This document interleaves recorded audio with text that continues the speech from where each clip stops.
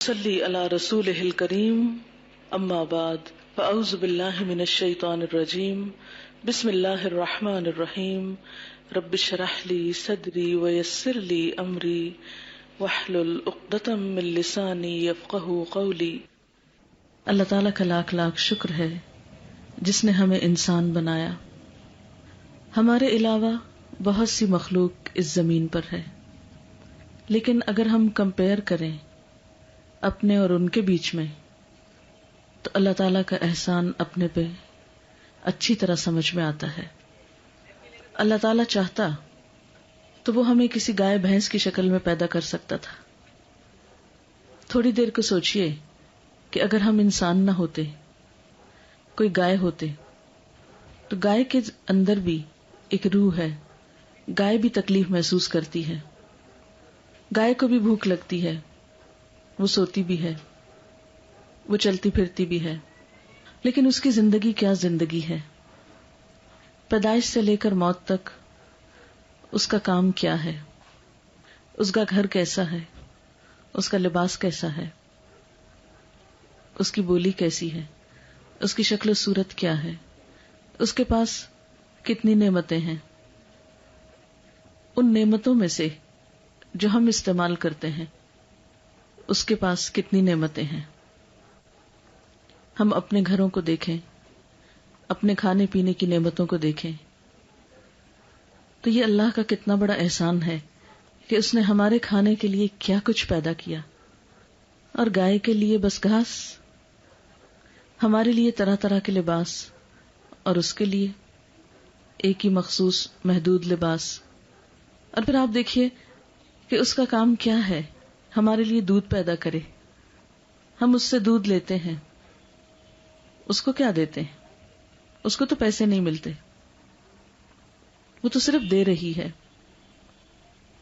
اور ہم ہر وقت لے رہے ہیں۔ صرف دودھ ہی نہیں، اور بھی بے شمار چیزیں، کتنی نعمتیں۔ لیکن گائے تو دودھ دینے کے باوجود، مختصر اور محدود سی نعمتیں استعمال کرنے کے باوجود اللہ کا شکر ادا کرتی ہے۔ قرآن پاک میں اللہ تعالیٰ تمام مخلوقات کے بارے میں فرماتے ہیں وَإِن مِّن شَيْءٍ إِلَّا يُسَبِّحُ بِحَمْدِهِ وَلَكِن لَّا تَفْقَهُونَ تَسْبِيحَهُمْ، کوئی چیز ایسی نہیں کہ جو اس کی تسبیح یعنی اللہ کی تسبیح نہ کر رہی ہو، لیکن تم اس کی تسبیح کو نہیں سمجھتے۔ گائے کی زندگی کا مقصد تو صرف اور صرف انسان کی خدمت کرنا ہے، انسان کے لیے غذا مہیا کرنا ہے۔ اس کے لیے تو زندگی میں کوئی چام نہیں، کوئی اور مقصد نہیں، کوئی اور کام نہیں۔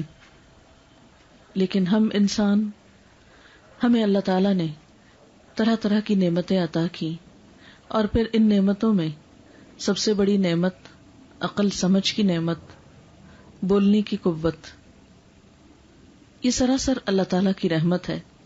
اسی لیے اللہ تعالیٰ فرماتے ہیں الرحمن علم القرآن خلق الانسان علمہ البیان، رحمان جس نے قرآن کی تعلیم دی، جس نے انسان کو پیدا کیا اور اسے بولنا سکھایا۔ یہ سراسر اللہ کی رحمت ہے کہ اس نے ہمیں قرآن جیسی کتاب دی جس میں زندگی گزارنے کا بہترین طریقہ بتایا، انسان کو بہترین شکل پہ پیدا کیا۔ لقد خلقنا الانسان فی احسن تقویم، سب سے بہترین حالت پر انسان کو پیدا کیا، سب سے بہترین شکل و صورت انسان کو دی، اور سب سے بہترین کوالٹی جس میں کوئی اور جانور اس کا شریک نہیں، علمہ البیان، انسان کو بولنا سکھایا۔ زبان جیسی نعمت دنیا میں آتے ہی ہم اسے استعمال کرنا شروع کرتے ہیں۔ ایک بچہ چھوٹی چھوٹی باتیں سیکھتا ہے اور پھر بڑا ہو کر ایک نئی کئی ایک زبانیں بولنے لگتا ہے۔ یہ سب قوت اور طاقت اور یہ سمجھ کس نے عطا کی؟ یہ اللہ تعالیٰ ہی کی دی ہوئی ہے، یہ اسی کی عطا کردہ سمجھ بوجھ ہے جس کی بنا پر انسان بولتا ہے۔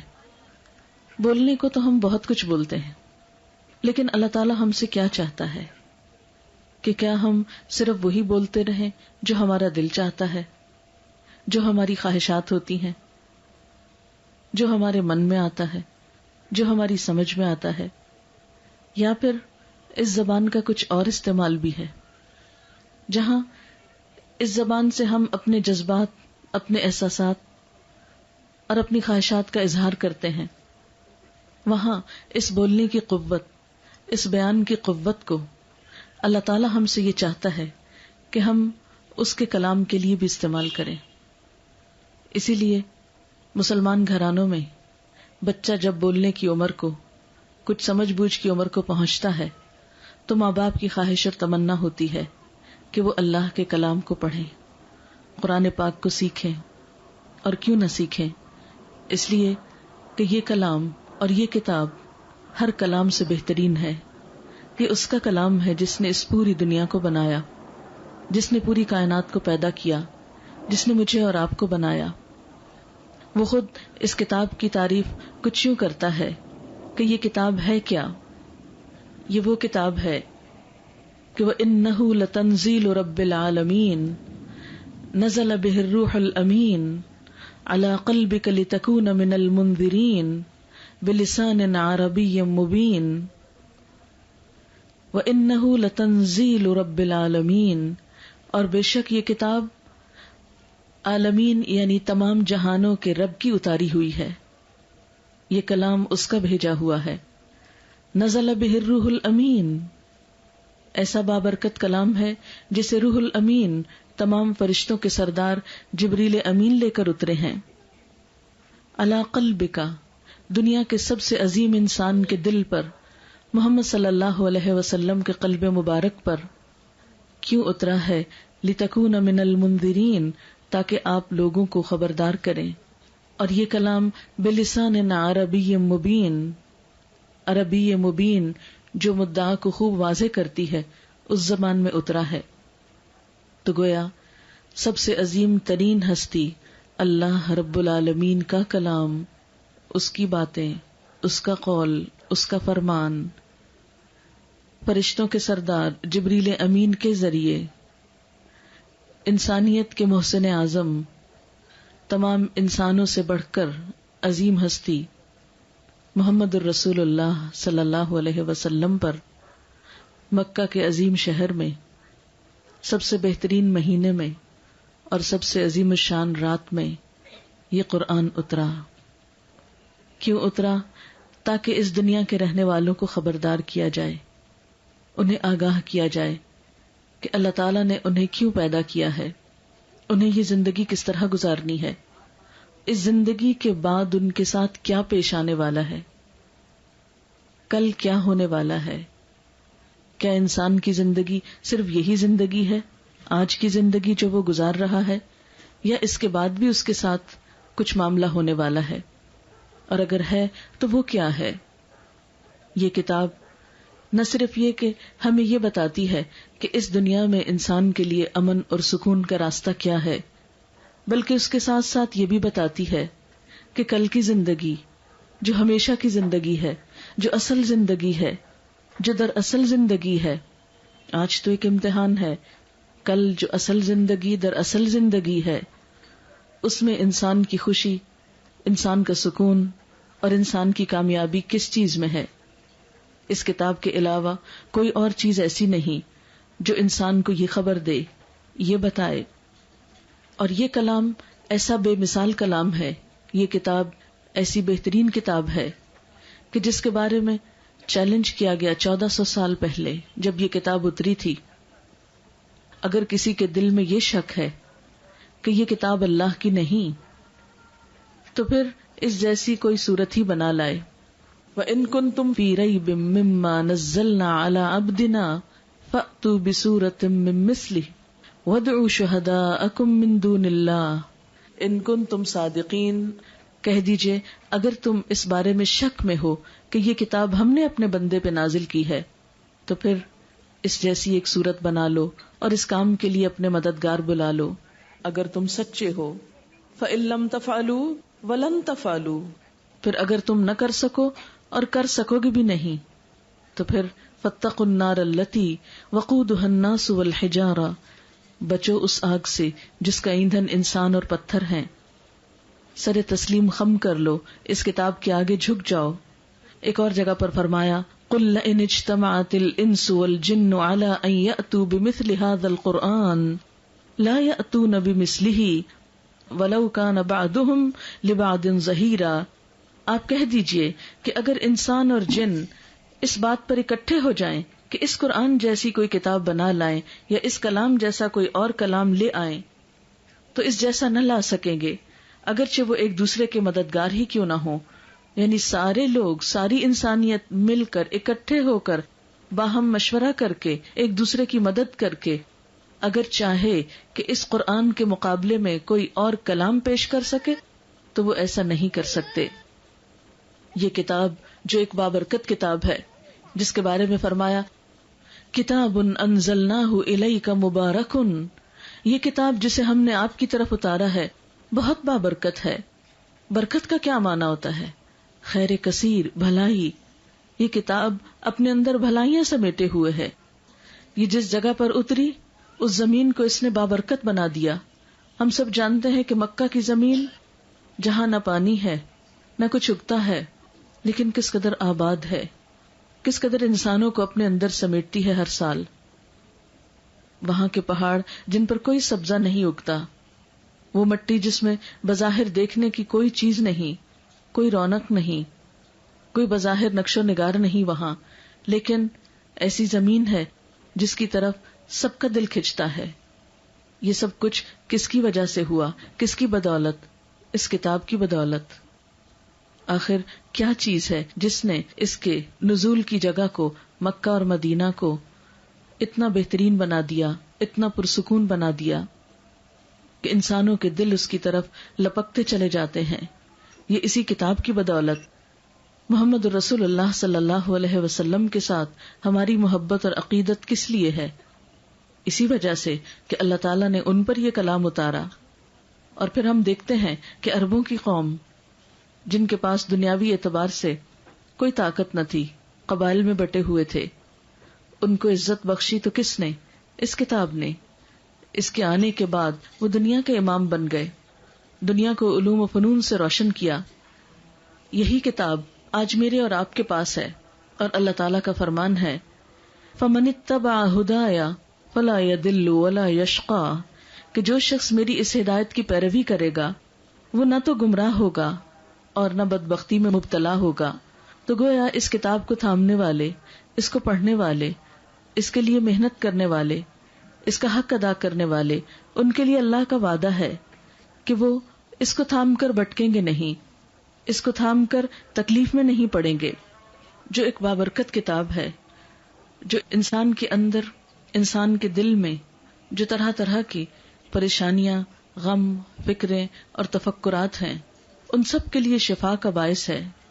قرآن پاک میں اللہ تعالیٰ فرماتے ہیں یا ایھا الناس، اے لوگو، قد جاءتکم موعظۃ من ربکم، تمہارے پاس تمہارے رب کی طرف سے ایک نصیحت آ چکی ہے، ورحمۃ وشفاء لما فی الصدور، وہ ان بیماریوں کے لیے شفا ہے جو سینوں کے اندر ہیں، جو دلوں کے اندر ہیں، وہدی ورحمۃ للمؤمنین، اور یہ ہدایت کا ذریعہ ہے اور رحمت کا ذریعہ ہے ان لوگوں کے لیے جو ایمان لائے ہوں، جو لوگ اس کتاب کو مانتے ہوں، اس کو پڑھتے ہوں، اسے اپنی زندگی کا حصہ بنائے ہوں.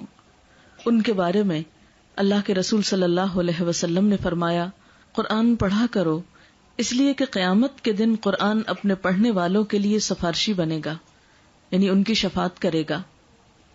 ایک اور حدیث میں آتا ہے قیامت کے دن قرآن کو اور ان لوگوں کو لایا جائے گا جو اس پر دنیا میں عمل کیا کرتے تھے. ان کے آگے آگے سورت البقرہ اور آل عمران ہوں گی جو ان لوگوں کی نجات کے لیے اللہ تعالیٰ سے جھگڑا کریں گی. یعنی جو لوگ اس کو پڑھیں گے اور اس پر عمل بھی کریں گے، ان کے لیے قرآن کی دو بڑی صورتیں البقرہ اور آل عمران اس کے ساتھ ساتھ آگے آگے ہوں گی اور اس کی ایک طرح سے حفاظت کریں گی اور اس کے حق میں سفارش کریں گی. آپ صلی اللہ علیہ وسلم نے فرمایا خیرکم من تعلم القرآن وعلمہ، تم میں بہترین ہیں وہ لوگ جو قرآن سیکھیں اور سکھائیں. ایک اور حدیث میں آپ صلی اللہ علیہ وسلم نے فرمایا، قیامت کے دن قرآن آ کر کہے گا، اے میرے پروردگار، اس شخص کو زیور پہناؤ، یعنی قرآن کے پڑھنے والے کو، چنانچہ اسے بزرگی کا تاج پہنایا جائے گا۔ پھر قرآن کہے گا، اے میرے رب کچھ زیادہ کرو، یعنی سفارش کرے گا، چنانچہ اسے کرامت کی عبا پہنائی جائے گی، یعنی عزت کا لباس پہنایا جائے گا۔ پھر کہے گا، اے میرے رب اس سے راضی ہو جا، یعنی قرآن کے پڑھنے پڑھانے والے سے تو راضی ہو جا، تو اللہ تعالیٰ اس سے راضی ہو جائے گا۔ پھر اس شخص سے کہا جائے گا، پڑھتے جاؤ اور چڑھتے جاؤ، چنانچہ ہر ایک آیت کے بدلے اس کی نیکیاں بڑھا دی جائیں گی۔ تو یہ ہے وہ سفارش یا وہ شفاعت جو قرآن اس انسان کے حق میں کرے گا جو اسے پڑھتا ہوگا، جو اس کے ساتھ تعلق رکھے گا۔ لیکن ایک بات یاد رکھیے کہ یہاں کہیں بھی خالی پڑھنے کی بات نہیں ہے، ہر جگہ ساتھ عمل کی بات بھی ہے، کیونکہ یہ بھی آتا ہے کہ بعض قرآن پڑھنے والے ایسے ہیں کہ قرآن ان پہ لعنت کرتا ہے، کیونکہ اگر انسان اسے پڑھے اور عمل اس کے خلاف کرے تو اسے فائدہ نہیں ہو سکتا۔ یہ بالکل ایسے ہی ہے کہ انسان اگر قرآن پاک میں یہ پڑھ رہا ہے کہ جھوٹے پر اللہ کی لعنت، اور ساتھ انسان خود جھوٹ بھی بول رہا ہے، تو اس سے کیا ہوگا کہ وہ قرآن اس کے لیے باعث رحمت نہ ہوگا۔ لیکن اس کا یہ مطلب نہیں کہ قرآن پڑھنا ہی چھوڑ دیں، کیونکہ اب ہمارے لوگوں نے ایک آسان راستہ یہ تلاش کر لیا ہے، کیونکہ قرآن اگر ہم پڑھیں گے عمل نہیں کریں گے تو اور زیادہ مشکل ہمارے لیے ہوگی، اس لیے بہتر ہے کہ اس کو پڑھا ہی نہ جائے۔ تو بات یہ ہے کہ قرآن پاک کے جو احکامات ہیں وہ چاہے ہم پڑھیں یا نہ پڑھیں، دونوں صورتوں میں ہمارے لیے لازم ہے۔ یہ نہیں کہا گیا کہ قرآن پر عمل کرنا صرف ان لوگوں کے لیے ہے جو قرآن پڑھتے ہیں، اور جو نہیں پڑھتے ان کے لیے عمل کی کوئی ضرورت نہیں، وہ تو بغیر عمل کے، بغیر پڑھے، بغیر سمجھے اور بغیر عمل کیے بھی بخشے جائیں گے۔ یہ تو کہیں بھی قرآن میں نہیں لکھا ہوا، کیونکہ عموماً ہم یہی سمجھتے ہیں کہ چونکہ قرآن پڑھنے والوں کی زیادہ پکڑ ہے تو ہم پڑھیں ہی نہ تاکہ ہماری زیادہ نہ ہو۔ تو ٹھیک ہے، زیادہ نہ ہوئی تو کم سے بھی چھوٹ نہیں سکتے، کیونکہ اللہ تعالیٰ نے یہ کتاب اس لیے نہیں بھیجی کہ ہم اسے بند کر کے ایک طرف رکھ دیں۔ دنیا کی جتنی بھی کتابیں ہیں وہ کسی خاص ایک موضوع کے متعلق ہوتی ہیں۔ مثلاً کوئی کتاب آپ اٹھا کر دیکھیں گے تو وہ شعر و شاعری سے متعلق ہوگی، کوئی دوسری کہانیاں ہوں گی، اس میں کسی تیسری کتاب میں سائنس سے متعلق کچھ معلومات ہوں گی، کسی اور میں کچھ اور ہوگا۔ لیکن قرآن پاک کسی ایک موضوع سے متعلق کتاب نہیں ہے، اس کتاب میں ہر موضوع ہے۔ یہ کتاب زندگی کے تمام موضوعات سے تعلق رکھتی ہے۔ اس کی تقریباً 1000 آیتیں کائنات سے متعلق ہیں۔ اس میں بار بار انسان کو غور و فکر کی دعوت دی جاتی ہے۔ افلا تعقلون، افلا یتدبرون، افلا یسمعون، بار بار سننے، غور و فکر کرنے، دیکھنے، عقل سے کام لینے، تدبر کرنے کی دعوت دی جاتی ہے۔ یہ کتاب انسان کی سوچ کو بیدار کرتی ہے، انسان کو سوچنے کا طریقہ سکھاتی ہے، انسان کو حیوانی سطح سے اوپر اٹھاتی ہے۔ دنیا کی بہت سی کتابیں جب انسان پڑھتا ہے، مثلاً قانون کی کتاب پڑھتا ہے، تو اس میں ساتھ یہ نہیں لکھا ہوتا کہ قانون کو امپلیمنٹ کس طرح کرو، یا اس کے اندر کوئی ایسی تاثیر نہیں ہوتی کہ انسان قانون پڑھے اور ساتھ اس قانون پر عمل بھی کر سکے یا کرا سکے۔ لیکن قرآن پاک کے اندر ایسی تاثیر ہے کہ جو صرف انسان کو ڈوز اور ڈونٹس نہیں بتاتی، بلکہ اس کے ساتھ ساتھ وہ قوت بھی مہیا کرتی ہے، وہ طاقت بھی دیتی ہے کہ جس کے ساتھ انسان کے لیے قرآن پر عمل کرنا، اللہ کی رضا کے کام کرنا آسان ہو جاتا ہے۔ بہت سے لوگ جو قرآن سے ڈرتے ہیں اور خوف کھاتے ہیں کہ کہیں ہمارے منہ سے غلط بات نہ نکل جائے، کہیں ہمارے منہ سے زبر زیر کی غلطی نہ ہو جائے تو الٹا گناہ نہ ہو، کہیں ہم اس میں بھٹک نہ جائیں، کہیں ہم اس کو سمجھ نہ پائیں تو ہماری پکڑ نہ ہو، وہ سب یہ بھول جاتے ہیں کہ کوئی بھی چیز انسان اگر جان بوجھ کر نہیں کرتا اور وہ درست کرنے کی کوشش میں بھی رہتا ہے تو اس کی پکڑ نہیں، بلکہ اس کوشش پر بھی اس کے لیے اجر ہے۔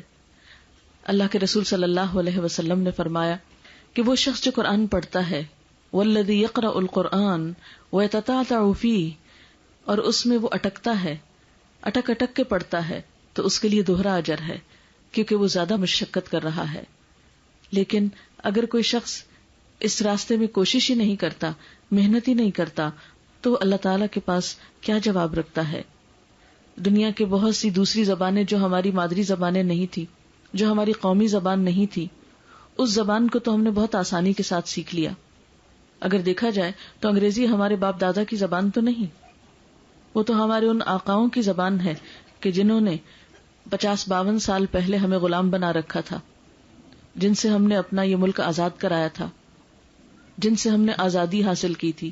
یہ تو ان کی زبان تھی، لیکن ہم نے دنیاوی ضرورت اور فائدے کے لیے اس زبان کو سیکھا اور خوب مہارت حاصل کر لی. اگر ہم ایک اور غیروں کی زبان کو اتنی سہولت کے ساتھ سیکھ سکتے ہیں تو کیا ہم اللہ پاک کی زبان کو نہیں سیکھ سکتے؟ کیا ہم اس میں مہارت حاصل نہیں کر سکتے؟ کیا ہم اس کا حق ادا نہیں کر سکتے؟ ہم کر سکتے ہیں، لیکن انسان کا حال یہ ہے کہ وقتی اور جلدی ملنے والے فائدوں کی طرف تو تیزی سے بڑھتا ہے، اور وہ فائدہ جو بعد میں آنے والا ہے لیکن پائیدار ہے، اس کی طرف سے غافل ہے. قرآن پاک کو اکیلے اکیلے بھی پڑھنا چاہیے، تنہا بھی پڑھنا چاہیے، لیکن قرآن پاک کو مل کر پڑھنا اور سمجھنا اور اس میں غور و فکر کرنا راحت اور سکون کا سبب ہے. حدیث پاک میں آتا ہے، جو لوگ اللہ کے گھروں میں سے کسی گھر میں اکٹھے ہوں، وہ اللہ کی کتاب پڑھیں اور ایک دوسرے کو پڑھائیں تو ان پر اطمینان نازل ہوتا ہے. بہت سے لوگ سکون کی تلاش میں ہوتے ہیں، ان کا دل نہیں لگتا، ڈپریشن کے مریض ہوتے ہیں، خوف کا شکار ہوتے ہیں، ذہنی بے چینی اور پریشانی کا شکار ہوتے ہیں. کیوں ہوتے ہیں؟ بظاہر چھوٹے چھوٹے مسائل اور زندگی کے چھوٹے چھوٹے دکھ ہوتے ہیں جو ان کو بے چین کیے رکھتے ہیں. عموماً لوگ اپنی اس بے چینی کو دور کرنے کے لیے یہ سمجھتے ہیں کہ اگر دنیا کے کچھ مال ان کے ہاتھ آ جائے تو شاید پریشانی دور ہو جائے، یا دنیا کی کچھ خوشنما، کچھ چمکتی دمکتی اور کچھ من پسند چیزیں ان کو مل جائیں تو شاید ان کو خوشیاں مل جائیں. لیکن آپ سب نے تجربہ کیا ہوگا کہ کوئی بھی چیز جس کی ہم خواہش رکھتے ہیں، حسرت کرتے ہیں، جب وہ ہمیں مل جاتی ہے تو اس کا چام ختم ہو جاتا ہے. کون سی ایسی چیز ہے کہ جس کا چام ہمیشہ باقی رہے؟ باقی نہیں رہتا، ہر چیز کا چام ختم ہو جاتا ہے. لیکن اس کے برعکس اللہ کی کتاب ایسی ہے کہ جس کو پڑھتے چلے جائیں تو اس کا چام کبھی بھی ختم نہیں ہوتا، اس کے عجائبات کبھی بھی ختم نہیں ہوتے. ہر دکھ، پریشانی، غم، ان سب کا علاج کس میں ہے؟ اکٹھے بیٹھ کر قرآن کے پڑھنے پڑھانے میں. کہ جب بھی لوگ اکٹھے ہو کر مل بیٹھیں، پھر اللہ کی کتاب پڑھیں اور ایک دوسرے کو پڑھائیں. یعنی اس سے مراد صرف قرآن خوانی کرنا نہیں ہے کہ ہم بیٹھ کر سپارہ سپارہ لے لیں اور صرف انگلی پھیر لیں، یا ایک ادھر سے پڑھ لے اور دوسرا دوسری طرف سے صفحے کو پڑھ لے. یہ وعدہ ان کے لیے ہے کہ جو صرف خود نہیں پڑھیں بلکہ ایک دوسرے کو پڑھائیں. ان پر اطمینان نازل ہوتا ہے، رحمت انہیں ڈھانپ لیتی ہے، فرشتے ان کے گرد گھیرا ڈال لیتے ہیں. یعنی اللہ کی رحمت ایسے لوگوں کو ڈھانپ لیتی ہے جو اکٹھے مل کر اللہ کی کتاب پڑھتے ہیں. اللہ تعالیٰ ایسے لوگوں کا ذکر ان فرشتوں میں کرتے ہیں جو اس کے پاس موجود ہیں. یعنی ایسی مجلسیں نہ صرف یہ کہ زمین پر بہترین مجلسیں ہیں جہاں لوگ مل کر قرآن سیکھتے سکھاتے ہیں، بلکہ ایسی مجلسوں کا ذکر تو اللہ تعالیٰ کے ہاں ہوتا ہے. فرشتوں کی مجلسوں میں ایسے لوگوں کو یاد کیا جاتا ہے کہ دیکھو زمین کے فلاں حصے پر لوگ اکٹھے بیٹھ کر اللہ کی کتاب پڑھ رہے ہیں. اور پھر ایسے لوگوں کے لیے کہ جو جمع ہو کر اللہ کی کتاب کو سیکھتے اور سکھاتے، ان کے لیے اللہ کے ہاں رحمت کے وعدے، اطمینان کے وعدے تھے. لیکن ایک بات یاد رہے، ایسا تمام کام قرآن کے پڑھنے اور پڑھانے کا، سیکھنے اور سکھانے کا خالصتاً اللہ کی رضا کے لیے ہونا چاہیے. اور پھر اللہ تعالیٰ کا وعدہ یہ ہے کہ جب لوگ قرآن پڑھیں گے یا سکھائیں گے تو ان کی دعائیں بھی قبول ہوں گی. قرآن پاک پڑھنے کے بعد خاص طور پر دعا کی جانی چاہیے. پھر اسی طرح قرآن پاک کا پڑھنا تلاوت کی غرض سے ہو تو بھی دلوں کے سکون اور اطمینان کا ذریعہ ہے. ہر حرف پر 10 نیکیوں کا وعدہ ہے. لیکن یاد رکھیے کہ قرآن پاک صرف ثواب کمانے کے لیے نہیں آیا. قرآن پاک ہدایت کی کتاب ہے. قرآن پاک میں اس کا پہلا تعارف ذالک الکتاب لا ریب فیہ ہدی للمتقین، یہ کتاب جس میں کوئی شک نہیں تقوی والوں کے لیے، اللہ سے ڈرنے والوں کے لیے ہدایت کا ذریعہ ہے۔ تو گویا جس کے دل میں اللہ کی عظمت ہوگی، اللہ کی محبت ہوگی، اللہ کے سامنے کھڑے ہونے کا ڈر ہوگا، اللہ کی طرف واپسی کا یقین ہوگا، اس کے دل میں لازماً یہ تڑپ ہوگی کہ وہ اللہ کی بات کو جانے، اللہ کی کتاب کو پڑھے، اس کی کتاب کو سمجھے۔ ہاں، وہ دل جو غافل ہے، وہ دل جس میں دنیا کی محبت اللہ کی محبت سے بڑھ کر ہے، ہاں اس کے پاس پھر وقت نہیں ہو سکتا، اس کے پاس فراغت نہیں ہو سکتی کہ وہ اور بہت کچھ پڑھنے کے ساتھ ساتھ اس کتاب کے لیے بھی کچھ وقت نکالے۔ ہم سب اپنے بارے میں سوچیں کہ اللہ تعالیٰ نے ہمیں دن کے جتنے بھی گھنٹے دیے ہیں، ہم اپنے اپنے اوقات کا جائزہ لیں۔ کیا واقعی اس میں کچھ وقت ایسا نہیں کہ جس میں ہم کچھ تلاوت کر سکیں؟ اور اس کا فائدہ بھی اللہ تعالیٰ کو نہیں ہوگا، خود ہم ہی کو ہوگا۔ اس کتاب کے پڑھنے سے جو سکون ملے گا وہ ہمارے ہی طرف پلٹے گا، جو نیکیاں ملیں گی وہ ہم ہی کو ملیں گی، جو مشکلات آسان ہوں گی وہ ہماری ہی ہوں گی۔ اور پھر کیا ہمارے ہفتے میں چند گھنٹے ایسے نہیں، ہماری زندگی میں کچھ مہینے اور سال ایسے نہیں کہ جس میں ہم دوسری ذمہ داریوں سے کچھ نہ کچھ فراغت پا کر اللہ کی کتاب کو سیکھنے سکھانے کے لیے وقت نکال سکیں؟ سوچئے تو صحیح، اگر امت مسلمہ یہ کام نہیں کرے گی، مسلمان ہوتے ہوئے ہم اگر یہ نہیں کریں گے تو پھر کس سے توقع رکھیں گے کہ وہ یہ کام کرے؟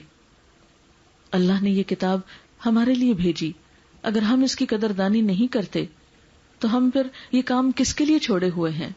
کون آئے گا جو اسے پڑھے گا، جو اس سے ہدایت پائے گا، جو اس پر عمل کرے گا، اور جو دنیا کے لیے ایک بہترین پرامن مثالی نمونہ بن کر دکھائے گا؟ اسی لیے اللہ تعالیٰ قرآن پاک میں فرماتے ہیں، ان فی ذلک لذکری لمن کان لہ قلب او القی السمع وہو شہید۔ قرآن میں اس شخص کے لیے نصیحت ہے جو دل رکھتا ہو، جس کے اندر دل جاگتا ہو، جس کا دل دھڑکتا ہو، جو حساس دل کا مالک ہو۔ قرآن میں اس شخص کے لیے نصیحت ہے جو دل رکھتا ہو، یا خوب متوجہ ہو کر سنے اور اس کا دل بھی حاضر ہو، یعنی جس کا دل حاضر ہو، جس کے دل کے اندر شوق ہو، جو دلچسپی رکھتا ہو۔ اور اگر ہم اس سے دلچسپی نہیں رکھتے، اسے نہیں جاننا چاہتے، اسے نہیں سیکھنا چاہتے، اس سے نہیں تعلق قائم کرنا چاہتے، تو یاد رکھیے قرآن پاک ہی ہمیں بتاتا ہے کہ قیامت کے دن وقال الرسول یا رب ان قوم اتخذوا هذا القرآن مہجورا، رسول اللہ صلی اللہ علیہ وسلم فرمائیں گے قیامت کے دن کہ اے میرے پروردگار، میری قوم نے اس قرآن کو چھوڑ رکھا تھا، بجائے اس کے کہ آپ ہمارے حق میں شفاعت کریں۔ اگر ہم اس کتاب سے تعلق قائم نہیں کرتے تو ہو سکتا ہے کہ آپ خلاف گواہی دیں کہ یا رب، میری اس قوم نے، میری اس امت نے، میرے لوگوں نے ہی میری اس کتاب کو چھوڑ دیا تھا۔ رسول اللہ صلی اللہ علیہ وسلم نے یہ بھی فرمایا کہ دین سراسر خیر خواہی کا نام ہے، اللہ سے، اس کی کتاب سے، اس کے رسول سے، مسلمانوں کے اماموں سے اور عام مسلمانوں سے۔ لہذا اس کتاب کے ساتھ ہماری خیر خواہی ہمارے دیندار ہونے کا تقاضا ہے، اور پھر یہی وہ کتاب ہے جو انسان کو سب سے زیادہ درست راستے کی طرف رہنمائی کرتی ہے۔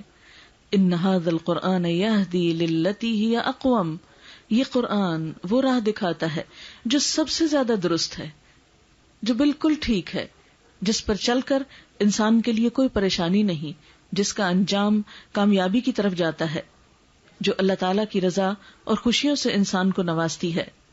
تو اللہ تعالیٰ سے دعا ہے کہ وہ ہمیں عمل کی توفیق عطا فرمائے، اور اللہ تعالیٰ اپنے ان وعدوں کو ہمارے لیے پورا کرے۔ فمن اتبع ہدایا فلا یضل ولا یشقی، کہ جو میری ہدایت کی پیروی کرے گا نہ وہ بھٹکے گا نہ بدبخت ہوگا۔ پھر اسی طرح ہم سب کو قرآن پاک کا کچھ حصہ یاد رکھنے کی بھی کوشش کرنی چاہیے۔ آپ صلی اللہ علیہ وسلم نے فرمایا، قرآن مجید کو ذہن میں محفوظ رکھنے اور یاد کرنے کا اہتمام کرو، کیونکہ قسم ہے اس ذات کی جس کے ہاتھ میں میری جان ہے، یہ ذہن سے نکلنے کے لیے اس طرح بلکہ اس سے بھی زیادہ جلدی کرتا ہے جس طرح بندھے ہوئے اونٹ رسی توڑا کر بھاگنے کی کوشش کرتے ہیں۔ یعنی جو یاد کیا جائے پھر اس کو یاد رکھا بھی جائے، کیونکہ اگر یاد رکھا نہیں جائے گا تو بہت جلد بھول جائے گا۔ آپ صلی اللہ علیہ وسلم نے فرمایا، قرآن یاد کرنے والے کی مثال اس شخص کی سی ہے جس کے پاس بندھے ہوئے اونٹ ہوں، اگر وہ ان کی حفاظت کی فکر کرے گا تو وہ اس کے پاس رہیں گے، اور اگر انہیں چھوڑ دے گا تو وہ بھاگ جائیں گے۔ تو آپ سوچئے کہ اونٹ انسان کی دولت ہے، اگر انسان ان کی حفاظت نہیں کرے گا تو وہ چلے جائیں گے۔ عید کے موقع پہ آپ جیسے بکرا لاتے ہیں تو کتنی فکر ہوتی ہے کہ بکرا ہے، کہیں چھٹ تو نہیں گیا، کہیں نکل تو نہیں گیا، کہیں اس کو کوئی نقصان تو نہیں ہو گیا۔ تو بالکل اسی طرح قرآن ایک بہت بڑی دولت ہے، جو اس کو یاد کرے پھر اسے چاہیے کہ اسے یاد بھی رکھے۔ اور اسی طرح قرآن پاک کو خوبصورت آواز میں پڑھنے کی کوشش کرنی چاہیے۔ ہم بہت سی شعر و شاعری اور بہت سا اور کلام خوبصورت کر کے پڑھتے ہیں، لیکن کیا اللہ کا کلام اس لائق نہیں کہ اس کے لیے محنت کی جائے اور خوبصورت انداز اختیار کیا جائے پڑھنے کو؟ آپ صلی اللہ علیہ وسلم نے فرمایا، قرآن مجید کو اپنی آوازوں سے مزین کرو، یعنی خوبصورت بناؤ۔ آپ نے یہ بھی فرمایا، قرآن کو اپنی آوازوں کے ذریعے حسین بناؤ، کیونکہ اچھی آواز قرآن کے حسن میں اضافہ کرتی ہے۔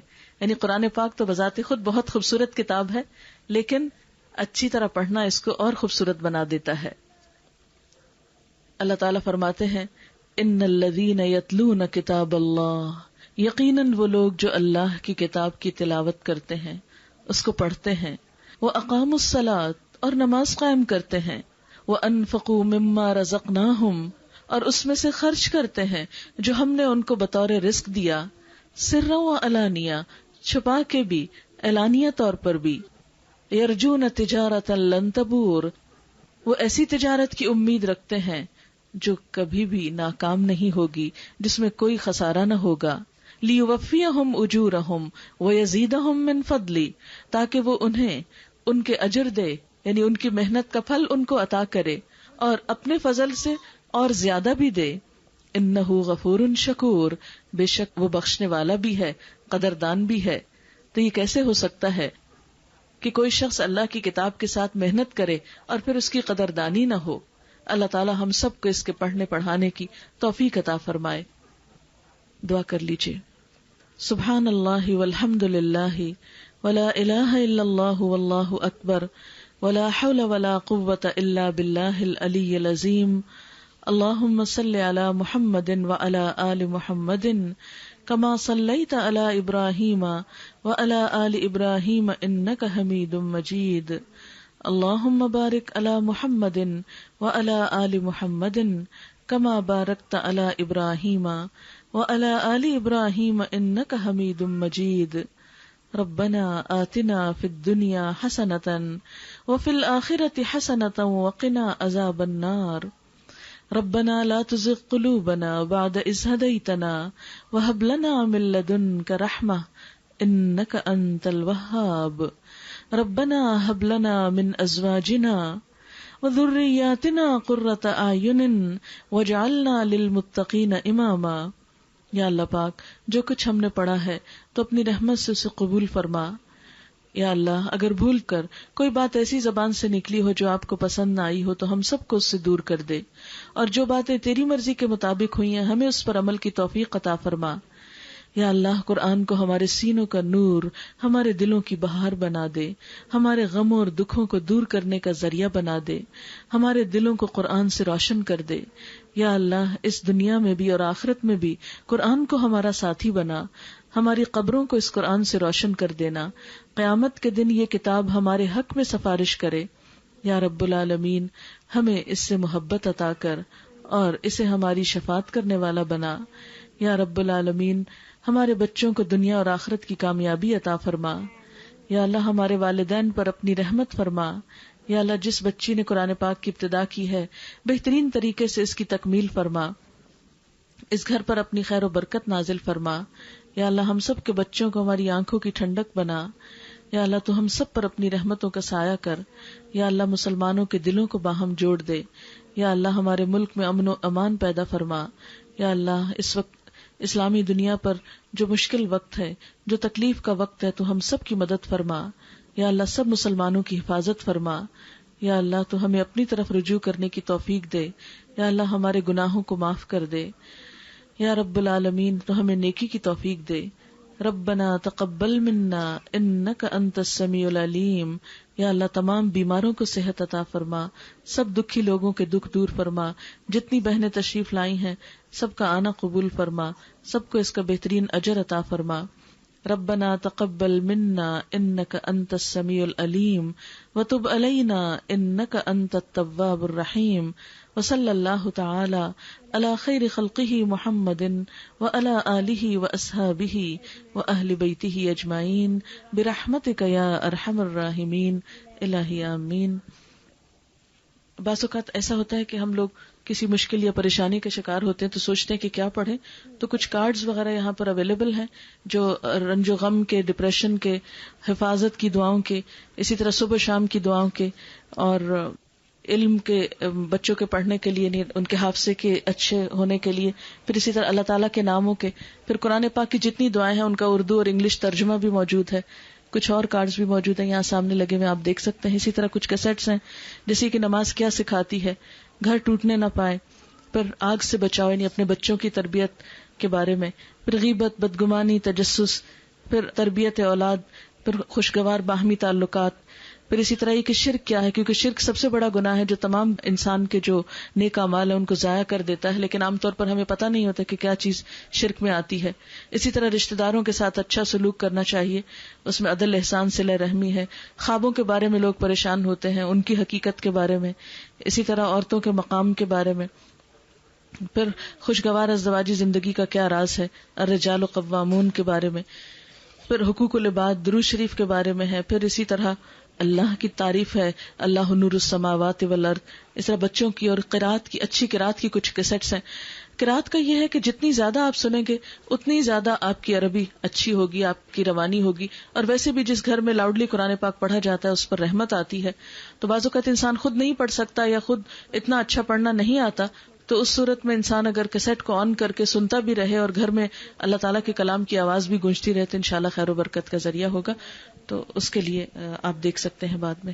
اوکے، اجازت چاہوں کہ السلام علیکم ورحمۃ اللہ۔ سبحانک اللہم وبحمدک، نشہد ان لا الہ الا انت، نستغفرک ونتوب الیک۔ السلام علیکم ورحمۃ اللہ۔